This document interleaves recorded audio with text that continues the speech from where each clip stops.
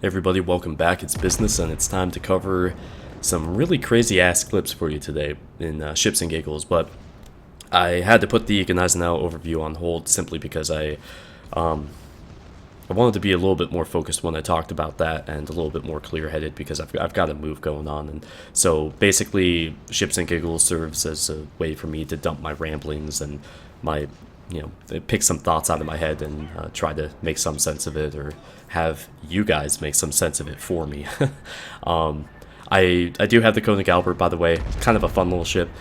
It's stupid in a way, but it has tier 4 guns on the tier 3 ship, and they hit pretty damn hard. But I will try to cover that ship at some point in the future. If there's one thing to take away from the video today, as far as the gameplay is concerned, it's one, I love the Scharnhorst, and two, a lot of crazy shit happens, and three, please don't launch torps from behind your teammates. You're gonna see that a lot. And I had a couple of matches in the Texas the other day. Actually, I lost all 3 in a row. I got team torp in each of the first 2, and then I got detonated in the third one. Yeah. But anyways, I wanted to time this video with some of my thoughts on ranked, because that's coming up right now. So there's a bit of a thing about me ranked. I played season 2, played 130 something matches, and hated most of it, and got rank 1, and I didn't feel any sense of accomplishment whatsoever. It was more of an endurance test, and I played a little bit of the other seasons, just enough to get some flags or whatever and move on. And that's basically all it is an endurance test. It has nothing to do with skill at all. I mean, there's literally no connection with skill and your results in ranked at all. It's just, well, one, it's sheer dumb luck, and then two, it's not a game mode that's conducive to gameplay or to team play. It just doesn't push that. And the whole idea of the person on the losing team that has the top XP, they get to keep a star. Come on. I mean, if that doesn't make people play more for just themselves, then I don't know what the hell will. And by the way, if you notice on the minimap, there's a destroyer to the south of me, and I didn't realize it. Danger close. But my thing with ranked is, I mean, yeah, they've improved certain things where you can't fail your way to the top anymore. Season 1, 2, 3, there were people that finished under 50% that reached rank 1. You could fail your way to the top. And again, that's reinforcing the idea of just throwing shit at the wall and seeing what sticks. When it comes to rank 4, nobody did. Or at least I don't think anybody did. And if there was only like 1 or 2, but either way, they improved that for sure. But you still had people achieving 1,500 to 2,000 ranked matches. Think about that for a moment. In 6 weeks, people played that much of ranked, and they still didn't reach rank 1.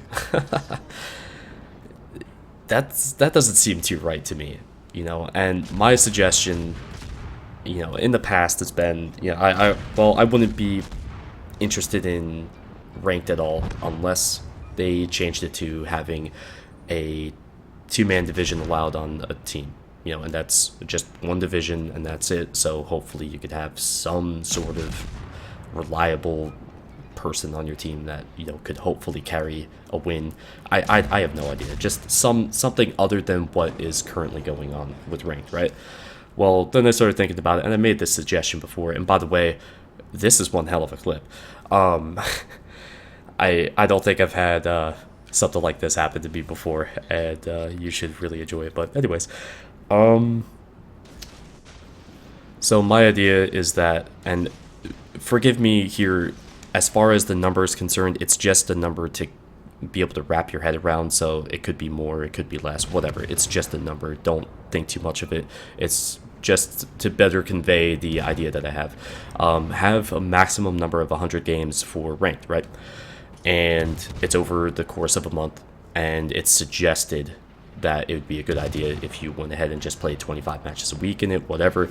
And it's a given tier, or say for the second or third season with this format. Touchdown, triple kill. That we have like different tiers for each week. I mean, you could go through all of your 100 matches in that first week if it's tier 6, if that's your comfort zone, or maybe the next week it'd be tier 8, and you only play a couple matches of the first week at tier 6, and then the next week it's tier 8, and that's where you play a bunch of your matches the following week tier 5, whatever, something to mix it up, right? Anyways, at the end of each week, there's rewards given out to the top player given each week, but it comes from a match score that is not shown to the player, and it's on a completely different scale for XP and things like that, because it would have to be if there's going to be tier changes, week to week. So it has to be a static number, that doesn't scale. And in that respect, I think you would start to see people weighing their options a little bit more, and maybe it would cause them to be more lazy, because honestly, there's nothing you could do about making people get into the match at all. And unfortunately, that's exactly what I think people are starting to realize now when they see this new patch that has fixed rates on the economy, the expenses and stuff. It's not making people play any more aggressive, at least not in the matches I've played. And yeah, lazy is as lazy does, and I'm just saying, repair costs were never the problem. It's the players that were the problem. Anyways, maybe that's something that would rear its ugly head in this type of scenario. I don't know. But, you could have a leaderboard at the end of each week. Basically everything to do with the calculations for the match score is private, and nobody knows anything about it. It's not something that is deciphered. It's handled all on WG's side. I don't know. Just something to stop people from being able to decipher it and play to the way that gets them the best score, this and that. Just play as a team and you'll do better. Maybe this is a way to test out amplified team bonuses and, that type of thing. I don't know. It's simply a suggestion, nothing more. But I really don't think that what they're doing right now works at all. I think the fact that you can even play 1,000 matches, let alone up to 2,000 matches in a 6-week period of this game mode and still try to call it ranked. I mean, there's no bragging rights with that. I mean, maybe for some people, sure, but I don't see the purpose of it at all.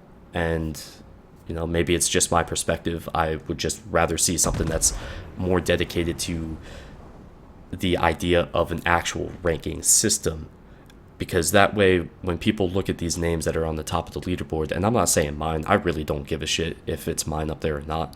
I'm not that prideful. Some of you may disagree, but whatever. And this is the Kerr first, by the way. He and I are going to do a nice little tandem dance here against the Yamato. But I would think that people, I would hope, actually, let me correct myself. I would hope that people would look at those names on the top of the leaderboard and be like, what are they doing right? And how can I improve myself to do that? I know that's a very, very optimistic point of view, or just whatever, for somebody that is otherwise relatively pessimistic. But I would really hope that would be the case, and more people would be interested in trying to improve and develop tactics, develop team tactics, and division up more, because to me that's the problem with the game, is people are really, really bad on an average. And it has nothing to do with me. It has everything to do with the fact that people don't read the minimap, people don't pay attention to what they could do in a given situation. Instead of turning away, they should have turned in and pursued. There's such an emphasis on staying away from combat that I think it's really just taken away from the game. And I only just noticed that the A turret on the Yamato was knocked out, so I'm going to start getting a little bit more risky here and trying to pull onto his side, see if I could get the weaker belt armor there. But I just think that, well, not necessarily weaker belt armor, just have a better angle to be able to penetrate it. There we go. I just think that there's a lot of improvement that could be done here. And I really don't like the fact that they haven't really changed a damn thing when it comes to ranked at all. I mean, I don't see how anybody could say it's a good game mode. It's total shit. It's garbage. It's this, like, everybody complains about playing on the weekends, right? Like, oh man, the quality of the matches is terrible. Try playing ranked on the weekends. It's impossible, basically. It is a horrifying experience for anybody involved, and that's not something that contributes to the quality of the game at large. So, I mean, why would you take the format of team battles and apply that to, and you prevent anybody from being able to be together as a team, and apply random battles to that as well? So 7 random ass people in the group together, supposedly trying to play as a team. I just, no, that's not going to work. And it seems to me that if anything's going to be an experimental type of way for them to be able to figure out balance, well, not balance changes, but the changes to the game mode, or what could work for incentivizing team play and bonuses, like whether it's a radius bonus to your teammates if you're such and such, distance away from a teammate and you're both shooting the same target. Maybe that helps. Maybe that's something that they could implement. I have no idea. But it just, to me, it doesn't seem like there's much discussion about what they can do to change this behind closed doors, because it's the same shit season after season. They make some minor changes. Yeah, cool, awesome.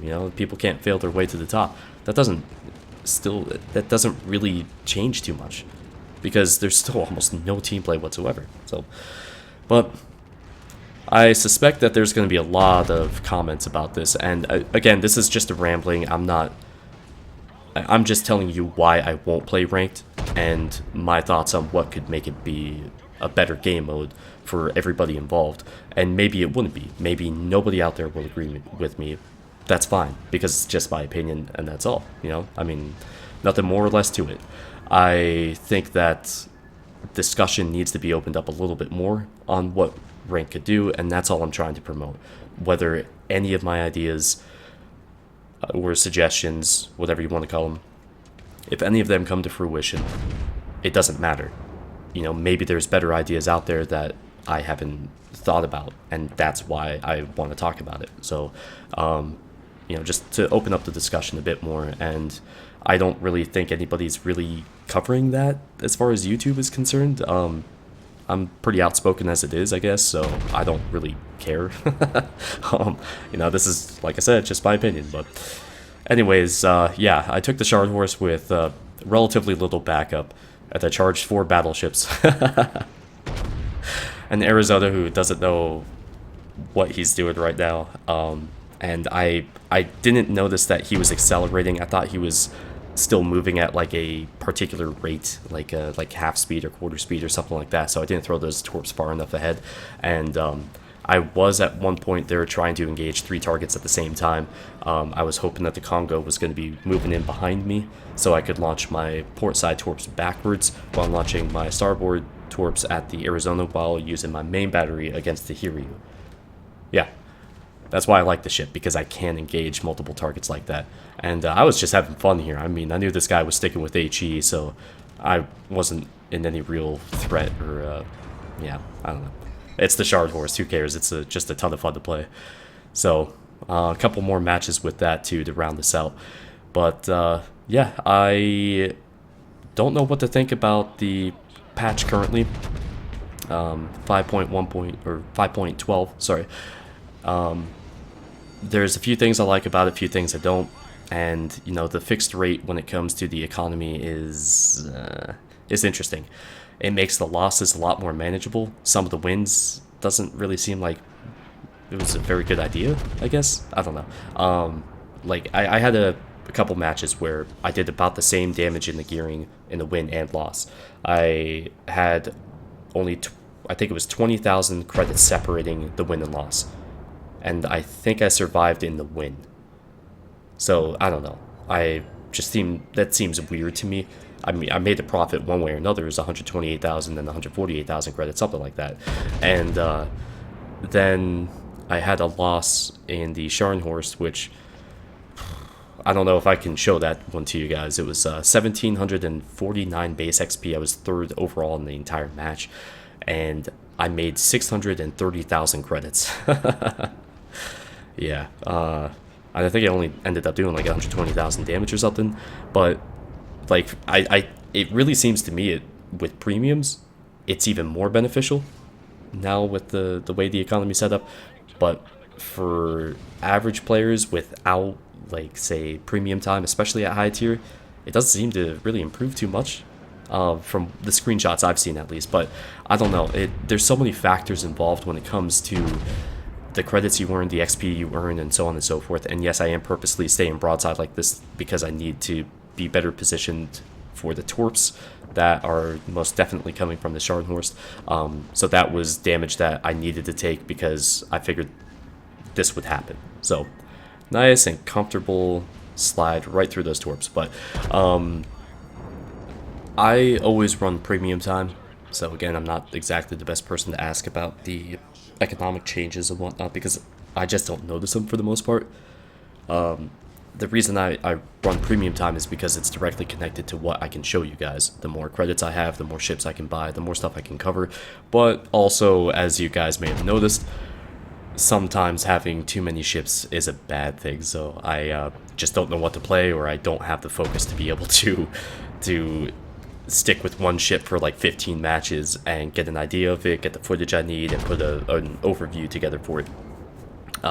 So that can be kind of problematic, but yeah, I just want some feedback on that. Like, if you guys are making more credits and if you guys are like comfortable with the changes, if you feel better about it, because I mean, one way or another, the carrier economy needed to change, and I don't know if it's actually been improved or not because I don't play carriers and I won't. So even though I do have I think it's a Langley, or no, I have a Hosho in my port right now.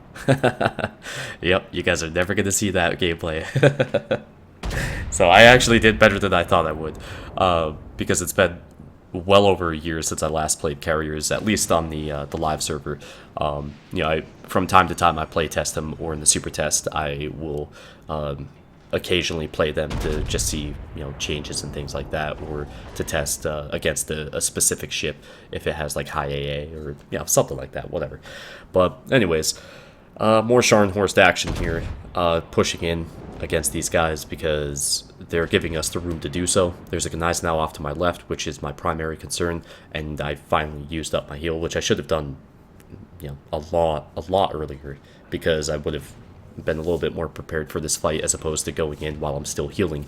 The Gneisenau now certainly has launched torp, so I'm going to go ahead and turn in against him, using my patented, I'm just kidding, it's not patented, my method of shooting against the German battleships is right there, right at the deck line where the deck meets the belt, because that's the softest armor, and that's going to give these smaller guns the best chance of doing meaningful damage, as opposed to possibly bouncing off the thick belt armor that is protecting the Citadel. Because frankly, 11-inch guns, unless this guy is going to be turning at full speed and exposing his underbelly, there's very little likelihood of me being able to penetrate the armor belt to be able to hit the Citadel and cause, well, even then, the Citadel's really not all that much damage. I mean, 7,600 with these shells, ugh.